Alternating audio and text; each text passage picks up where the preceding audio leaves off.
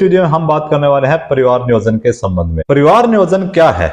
सबसे पहले यह समझना जरूरी है कि परिवार नियोजन का मतलब क्या है। परिवार नियोजन गर्भधारण को सीमित करना तथा अंतराल देना, इसके लिए आधुनिक गर्भ निरोधक या प्राकृतिक तकनीकों का इस्तेमाल किया जाता है। परिवार नियोजन प्रजनन स्वास्थ्य प्रणाली के अंतर्गत दंपति को यह अधिकार देता है कि वह स्वेच्छा से कोई ऐसे परिवार नियोजन के साधन का इस्तेमाल करें जो उसके लिए यह उसके स्वास्थ्य के लिए उपयुक्त हो। तो आज मैं जो आपको बताने वाला हूं वो है परिवार नियोजन की गर्भ निरोधक गोली माला एन का उपयोग कैसे करेंगे और उसके क्या फायदे हैं, क्या नुकसान है, किन को उसका उपयोग करना चाहिए। इससे पहले मैं आपको बता देता हूं, परिवार नियोजन के साधन के अंतर्गत बहुत से साधन हैं जो स्वास्थ्य विभाग के द्वारा फ्री में दिए जाते हैं। इसके अंदर जो स्थायी साधन और अस्थायी साधन, दो प्रकार के साधनों का यहाँ विभक्त किया गया है। स्थायी साधन के अंतर्गत पुरुष नसबंदी व महिला नसबंदी का अपनाया जाता है तथा अस्थायी साधन के अंतर्गत माला एन की टेबलेट आती है, छाया टेबलेट आती है और अंतरा इंजेक्शन आते हैं। पीपीआईसीडी 3 साल के लिए और 5 साल के लिए पीपीआईसीडी का उपयोग भी किया जाता है। ये सभी साधन आपको सरकारी हॉस्पिटल में फ्री में भी दिए जाते हैं, इसका कोई शुल्क नहीं लगता। और कुछ साधन ऐसे हैं जिनके अपनाने से प्रोत्साहन के रूप में सरकार कुछ आर्थिक सहयोग भी देती है। तो चलो हम बात करते हैं आज माला एन टेबलेट के बारे में। माला एन टेबलेट सबसे पहले बात करते हैं कि ये किन को लेनी चाहिए। खाने की गर्भ निरोधक गोली अस्थायी गर्भ निरोध का एक साधन है। ये व्यापक रूप से प्रचलित है, बहुत से लोग इनका उपयोग करते हैं, विश्वसनीय है, सस्ता है, सुरक्षित है। इसके अंतर्गत क्या है कि ये तब तक आपको अपनाना जरूरी है जब तक आप बच्चा नहीं चाहते। तो जब आप बच्चे का जन्म देना चाहें उस समय इसको बंद कर दें, और जब आप बच्चे को जन्म देना नहीं चाहते हैं तो उस समय इसकी शुरुआत कर सकते हैं। और ये माला एन टेबलेट जिसके बारे में हम खाने की गोली के बारे में बात कर रहे हैं, ये टेबलेट 99.97% प्रभावकारी है। इसके कार्य करने की क्रियाविधि क्या रहती है? यह महिला के अंदर पाए जाने वाले हार्मोन्स पर दबाव बनाकर अंडे को छूटने से रोकती है। अंडे के सक्रिय होने पर भी यह महिला को अस्थायी तौर पर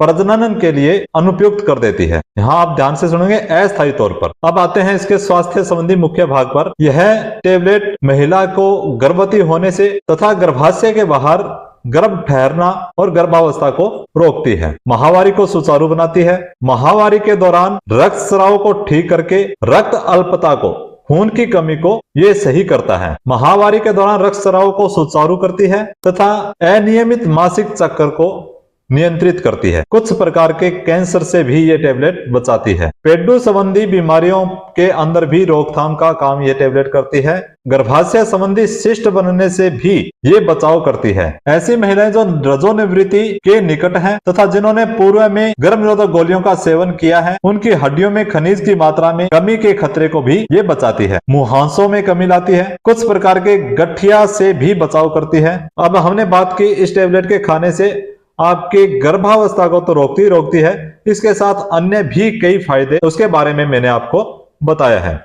अब बात करते हैं ये टेबलेट कौन कौन सी महिलाओं को नहीं लेनी चाहिए। ये जो गर्भवती महिला है या उसको अंदेशा है कि मैं गर्भवती हो सकती हूं, उस महिला को ये टेबलेट नहीं लेनी चाहिए। जो महिला बच्चे को स्तनपान करवाती है, यानी कम से कम 6 महीने तक इस टेबलेट का सेवन नहीं करना चाहिए। 35 वर्ष से अधिक उम्र जिन महिलाओं की है, उनको भी इस टेबलेट से परहेज रखना चाहिए। हाई बीपी, जिनकी बीपी रहते हो, उन महिलाओं को इस टेबलेट का उपयोग नहीं करना चाहिए। अत्यधिक मोटी महिला जो होती है, जो बहुत ज्यादा फैटी होते हैं, उन महिलाओं को इस टेबलेट का सेवन नहीं करना चाहिए। अब बात करते हैं ये टेबलेट कब लेनी चाहिए, इनका उपयोग कब शुरू करना चाहिए। तो माहवारी चक्र के 5वें दिन से शुरू कर सकते हैं, यानी जब माहवारी चक्र आपका ठीक हो जाए उस दिन से इसको शुरू करना है। नियमित रूप से इस टेबलेट को लेना जरूरी है। इस गोली के पैकेट के अंदर कुल 28 गोलियां होती हैं, जिसके ऊपर तीर का निशान लगा हुआ होता है।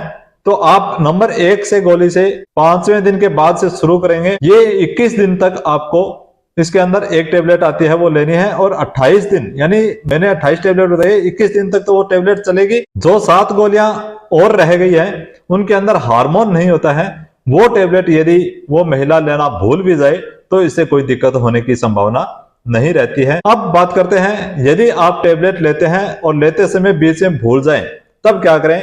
तो जितना जल्दी हो उतना इस टेबलेट को आप दोबारा से शुरू कर दें। इस टेबलेट का आप एक निश्चित अंतराल रखें कि आपको ये टेबलेट कब लेनी है, ताकि भूलने की दिक्कत नहीं हो। तो ये सबसे उपयुक्त समय इसका ये रहता है कि खाना खाने के बाद और सोते समय इस टेबलेट को ले लें, ताकि आपको भूलने की इसमें कोई दिक्कत नहीं हो। यदि फिर भी आप किसी कारण से भूल जाएं, कहीं घर से बाहर चले जाएं, इसी कारण से आप इस टेबलेट को नहीं ले पाए, तो जितना जल्दी हो अगले दिन इस टेबलेट को ले करके और फिर वापस उसी तरह आप इसको शुरू रख सकते हैं। अब बात करते हैं, यदि आप लगातार 2 दिन तक इस टेबलेट को लेना भूल जाएं, आपको 2 दिन के बाद वो टेबलेट ले लेनी है और उसके साथ परिवार नियोजन के अन्य साधन का भी उपयोग आपको अपना लेना चाहिए, ताकि किसी प्रकार की कोई रिस्क की संभावना नहीं रहे। अब बात करते हैं इसके दुष्प्रभाव की। तो ये टेबलेट के दुष्प्रभाव भी होते हैं जो अस्थायी होते हैं, स्थायी दुष्प्रभाव नहीं होते। इसके अंदर क्या क्या हो सकता है, देखिए। इस टेबलेट के उपयोगकर्ता महिलाओं को हो सकता है मासिक रक्तस्राव अनियमित हो जाए, यानी रक्तस्राव में कुछ बदलाव हो जाए, जैसे रक्तस्राव कम होना या अधिक होना। हो सकता है रुक रुक के रक्तस्राव होना, मासिक माहवारी रक्तस्राव का रुक जाना, नहीं होना, सिर दर्द होना, मलती आना, चक्कर आना, भूख कम लगना, स्तनों में स्थिरता आना, वजन में परिवर्तन होना, व्यवहार में कुछ परिवर्तन होना, रक्तचाप में बढ़ोतरी होना। अब बात ये करते हैं, यदि ये सामान्य जो अस्थायी साधन है, रक्तचाप में बढ़ोतरी होना यानी बीपी ज्यादा रहने लग जाए, तो जैसे ही आप ये टेबलेट बंद करेंगे आपकी बीपी वापस नॉर्मल हो जाएगी। तो इससे घबराने की आवश्यकता नहीं है। ये कुछ समय के लिए जो साइड इफेक्ट हो सकते हैं, जो आप लगातार इस टेबलेट के लेंगे तो ये धीरे धीरे अपने आप ठीक होते चले जाएंगे। तो ये जानकारी आपको कैसी लगी, वीडियो के कमेंट में लिख करके बताएंगे। जय हिंद, वंदे मातरम।